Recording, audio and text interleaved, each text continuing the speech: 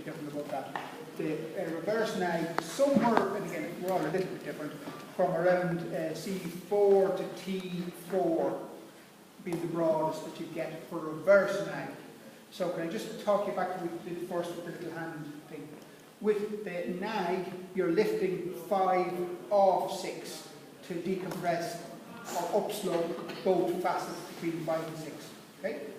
Reverse nag is very similar, but this time you're going to focus onto C6 and upslope it under 5. You're not going to touch 5, but you're going to push 6 in an upslope underneath it. Okay?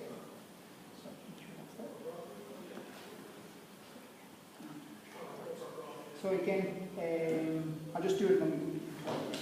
So again, here. So there are the two TPs. The contact is like a key group. So one TP and the other TP. Go on to the two TPs. Then the hard, difficult part for the therapist is I have to go with an angulation towards the client's eyes. So to drop my elbow, push through the soft tissues, and then mobilize towards the eyes again. Through the tissues and go towards the eyes.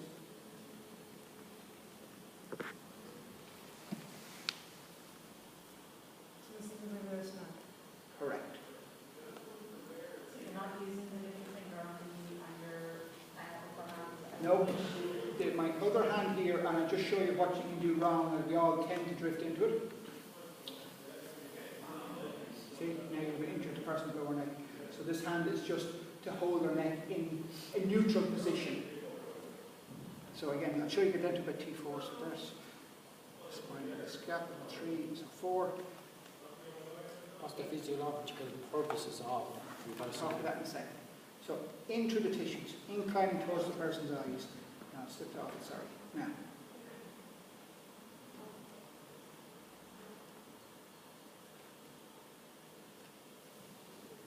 Much more on the left. So I'm going to concentrate on. Now we have it. A bit more on the right this time.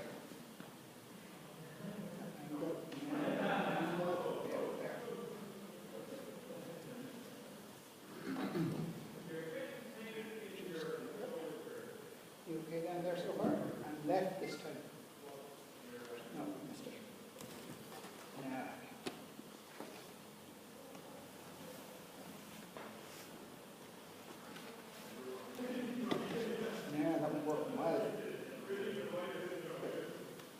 So, put you on the spot. What does it feel like to you? Do you feel like actually pushing it? Yeah.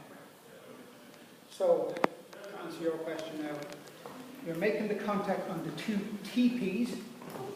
You have to go through the muscles, depending on the musculature of the person.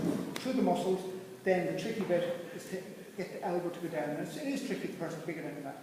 But you're trying to incline or push the TPs under the TPs of the segment above it. And then you do multiple levels. So to answer your question, what are you trying to do? You're saying that they're sticking this, excuse me, from there to there, and you're getting this, them to upslope in relation to each other. To normalize. Remember saying, even if you can't fix a lesion at one side, but if you get the sacroiliac joints and the upper lumbar is working, the energy will travel better through the body. But this is because, again, we're doing a lot of this in this particular region, and this region dictates where the head is. So if somebody's got a kyphosis, they're going to be running up like that. So they end up standing like that, because they can't move their kyphosis. So we can change how this works here. The neck, the pressure on the neck, particularly the problematic 5-6, and will improve. Why did you choose a reverse nag over nag? Good question, yeah. They're like brother and sister. The nag is very active to a level.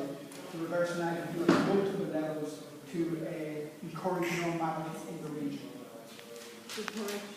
Normality, just to get everything to function a little bit more efficiently. To get them all to move a little bit better. Now, you can use it as the bilateral technique, but it's a little bit more subtle, as you noticed, because you're feeling through these two contacts and you look for the band levels, and you can identify them quite distinctly with yourself there. And there's the ones, so if you find on the left at one level, that's the one you put the pressure on. If you find at the right at another level, you put the pressure on that one. So you're being quite specific, even though it looks quite a general technique. So the NAC is for a specific segment, where the reverse mag is used for Multiples to normalise the region after the specific segment. So if you've done an eye, you can nearly always do reverse. Nearly always. In the very acute cases, you might say it might be too much for the body at the moment. But nearly always, if you do an eye, you follow up by sorting out the best way, because you're going through the erect thinning. So you're doing soft tissue. You're doing giant articulations, so you're going to relax the capsule and any proprioception irritation in the region as well. Would you ever bypass the line and go straight for reverse? Yes, you could. You could, as a general thing, to see how the body moves, and to see, instead of having to target one, work everything, and to help you say where you should do the now maybe later on.